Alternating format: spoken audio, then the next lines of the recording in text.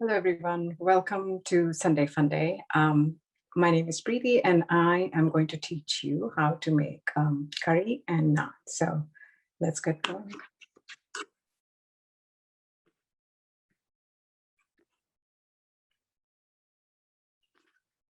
So the first thing we are going to do is make naan. So in a big bowl, take 2 cups of all-purpose flour, and then you should have the rest of the dry as well as wet ingredients ready to add into the bowl. You need half a teaspoon of salt, 1 tablespoon of sugar, 1 tablespoon yeast, 2 tablespoon oil, and then half a cup of yogurt, half a cup of water. So get all of those things ready. Make sure you have your activity packet and that you have all those things ready. So what I did was I put in half a teaspoon of salt, 1 tablespoon of sugar, and 1 tablespoon of yeast altogether. This is active dry yeast. And I'm going to just put it into the bowl. I wash my hands.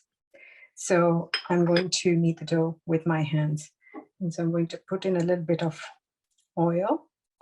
That's around 2 tablespoons. All right. And then you mix all these together. Your oil, salt, sugar, and yeast should all be mixed into the all-purpose flour. As that's all mixed, you will now add half a cup of yogurt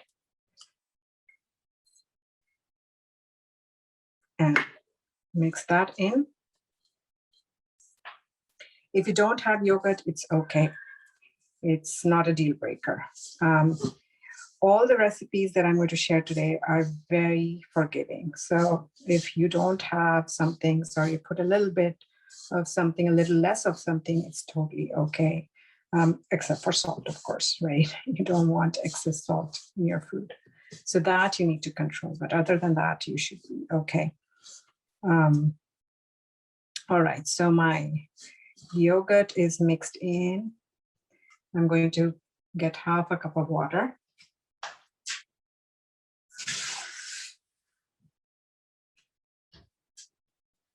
I'm going to pull that in.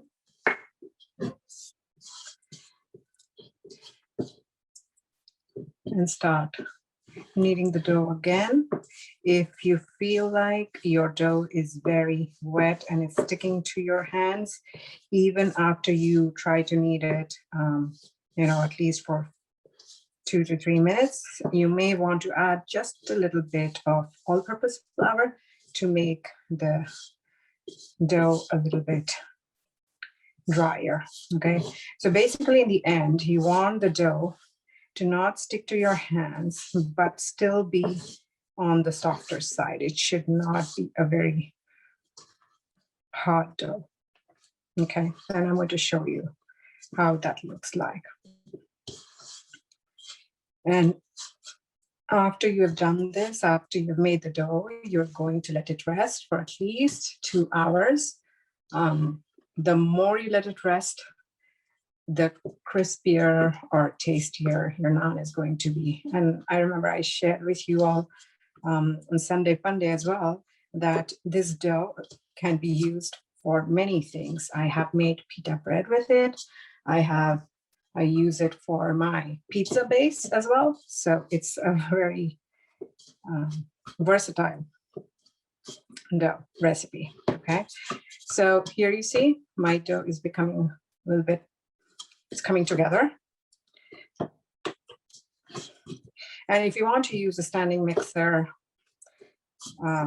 yeah, you could use that, but I like to knead with my hands. That's how I learned growing up, so I continue to do that.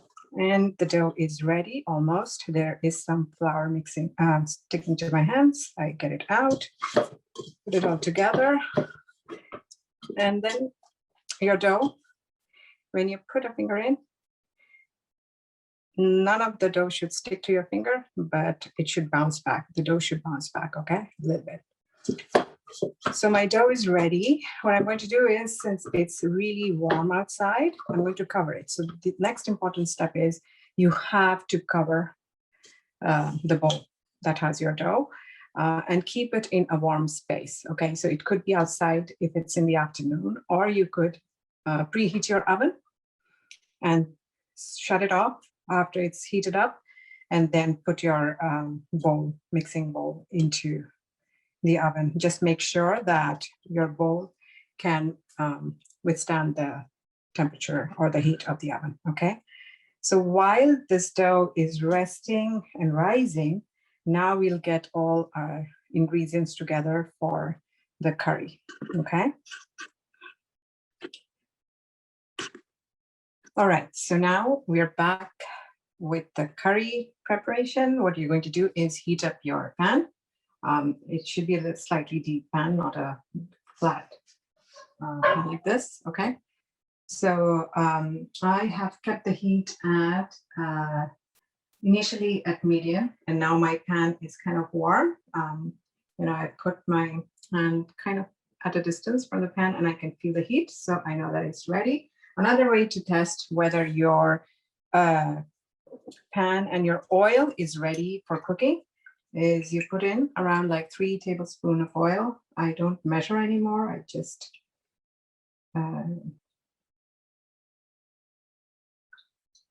figure it out how much I need.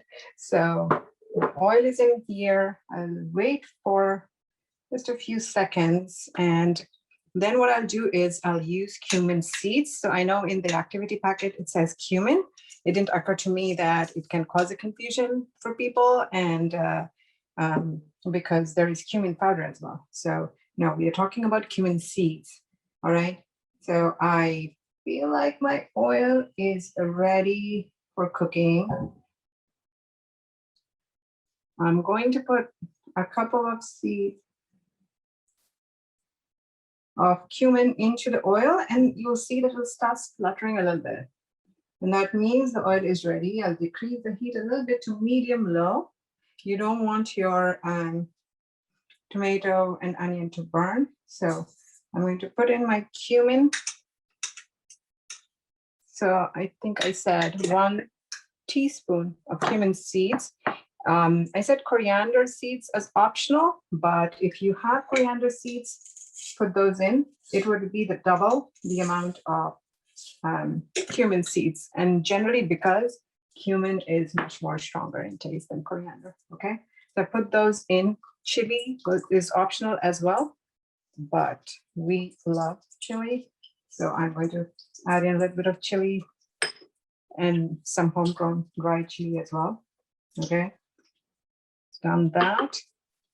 And then what I'm going to do is, again, this recipe is just so good because it does not require fine chopping. That means you don't need to spend time. I don't use a mixer or a grinder for chopping onions and tomatoes. So basically what I do is do big chops of onion and garlic. I'm going to add those.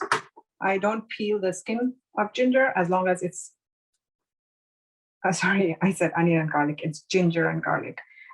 So 1 inch of ginger, 2 cloves of garlic. And with the ginger, I kept the skin intact, but I washed ginger, okay? I'm going to put these in, mix it a little bit. If you feel like things are turning, if you see that the things are turning brown very quickly, decrease the temperature. It's like you are in a science lab. So you have to keep your eyes and ears very open and tuned to what you're doing. You cannot be distracted in the kitchen, especially with the heat on, okay? Turmeric, again, was optional, but we put turmeric in the curry almost always. So to do that, you can put around 1 teaspoon of turmeric. You don't want to put a whole lot, not because it's bad, it's just the color will become too intense. If you put more turmeric, it's good for you, it's healthy, but you don't really needed for the taste. Also, the taste might get affected a little bit. It might become a little bit more strong. I'm going to decrease my temperature again a little bit because I can see the turmeric becoming a little dark. So this tells me my ginger and garlic, they have also sauteed and are light brown. So I'm going to quickly, coarsely chop my onion.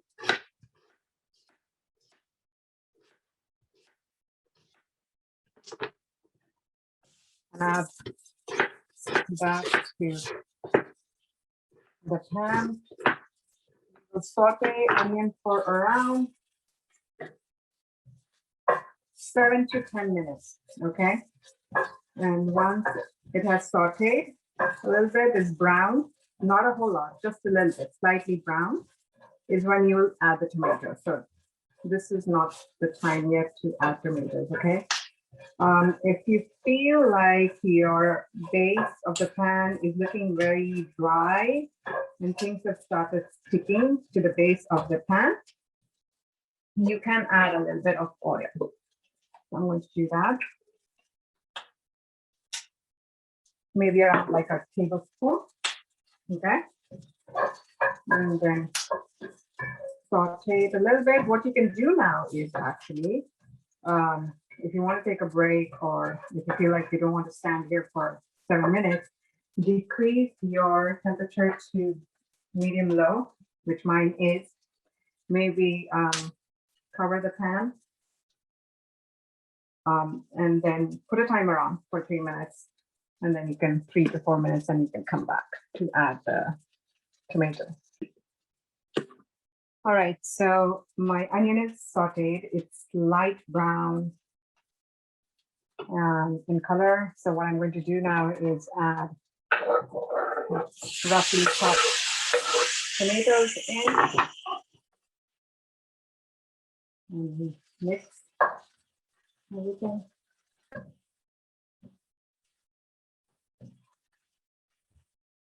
And the tomato and onion need to cook for another 7 to 10 minutes, I should say. But after cooking for 2 to 3 minutes, what you should do is add salt and garam masala. Okay.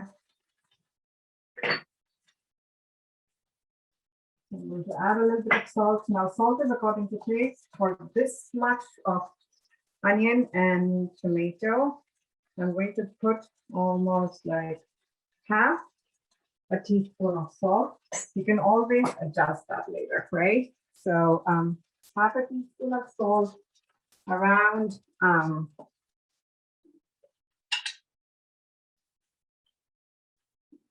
tablespoon of garam masala.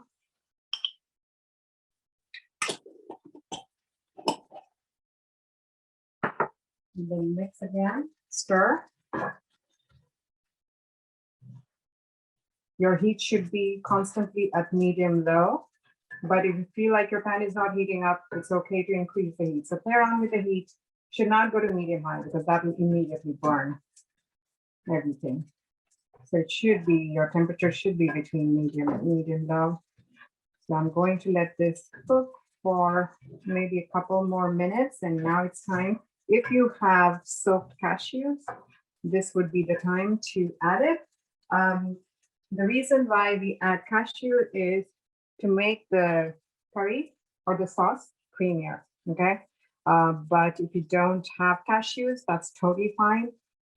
What you can do is once you've made the curry, you can add whole milk, a little bit. I would say around like 1/4 cup to your curry mixture to make it a little bit creamy, or heavy cream. Again, heavy cream would be the same amount. And the reason you don't put more whole milk is because it's thinner, and so it'll just make your curry more thin, and you don't want that to happen. So now I'm going to put cashews, and I'm going to stir a couple of times and then let this simmer This mixture should simmer for another 5 to 7 minutes. And after that, your base is ready. Okay. So, oops, wrong. Cover.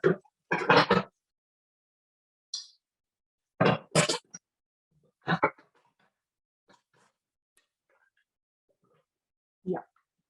All right. So this is cooking.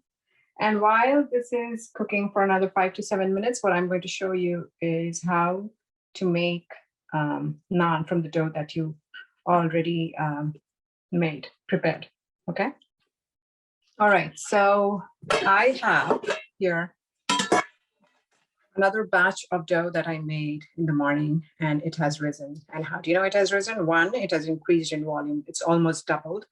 And you can see holes in it, right? Like this is what the mixture of yeast, sugar, salt, yogurt, and water does, along with the temperature. All right. So my dough is ready to make naan. And in order to roll out the naan, well, people actually traditionally, it's naan is made in, not made, but actually heated in clay oven. We don't have that. So what I'm going to do is just make it on the stove. So you need a little bit of all-purpose flour or any flour, like regular wheat flour, and a rolling pin and a flat surface, clean flat surface where you can roll your naan. Okay. So what you're going to do is you're going to take like a tennis ball size dough, roll it in the all-purpose flour so that it doesn't stick to the surface when you are rolling it, and it doesn't stick to the rolling pin either. Okay, so here is my dough ready to be rolled. Now what you can do is a couple of things.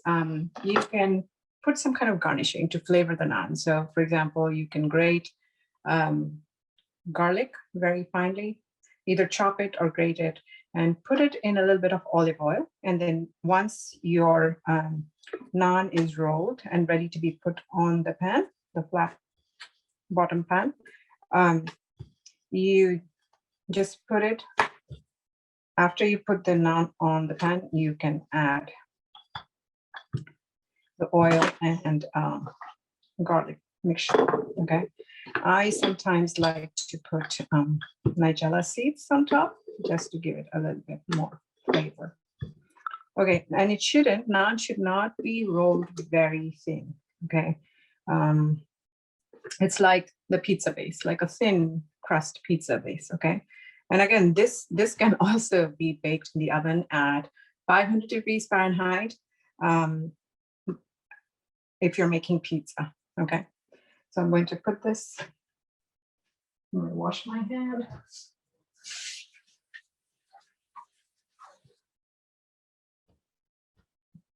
Get another spatula.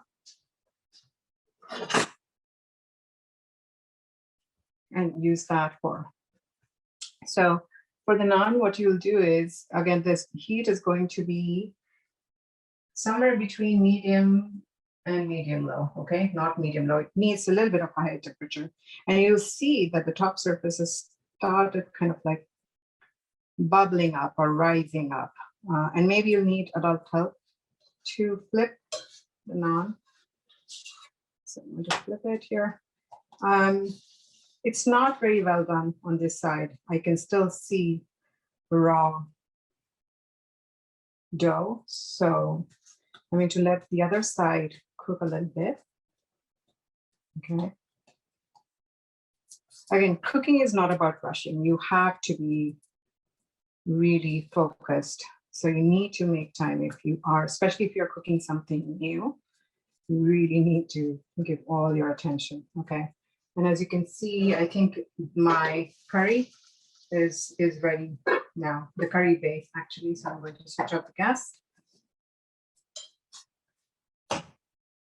Naan is taking a little bit more time because I think my pan was not heated enough. So just make sure, again, you cannot hasten the process when you're cooking. So just make sure that you're hitting the right temperature when you start to cook, whether it's the oven or the pan.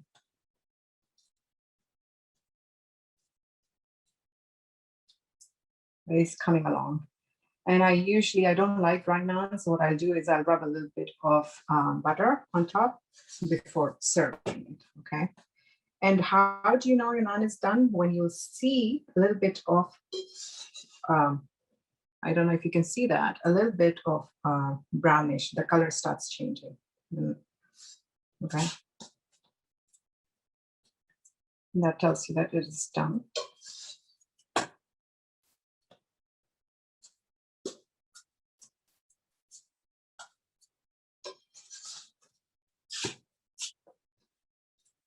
All right, so naan is done. You see here, it's rising, right? So that means the dough was really, it was done well.